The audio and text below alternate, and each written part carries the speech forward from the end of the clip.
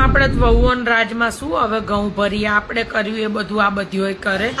આપણા તો આશીર્વાદ લે નહીં પણ લુચ્ચીઓ આશીર્વાદનો લોટ લઈ આવે.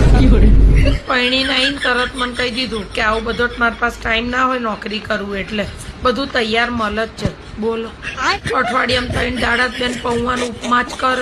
નોકરીએથી આવીને તો કે થાકી ગઈ વસતા રહી એમના કયામ નહીં લી માગી વસ્તુઓ હાલે આપણે કઈ કહીએ ગમે નહીં. હમણાં ચકુન ત્યાં છોકરાને જેમ પીવડાવવા જવાની હતી ને તો મેં કીધું સોનાનું કંઈક લઈ જજો. તે લુચ્ચી મારી હારી કે તમારે કે હાથની કડલી પડી છે ને એમાંથી કે કંઈક કરાઈને દઈ દઈએ. મેં ના પાડી દીધી અપાયેલી બહુ જબરીઓ બાપ. અત્યારની વહુઓ પાસે આપણું પાછું ના આવે. આપણે જેટલું કર્યું ને એનો અડધો ટકો નથી કરતી લુચ્ચીઓ તોય પાછી ટંગડી ઊંચી જ રાખે.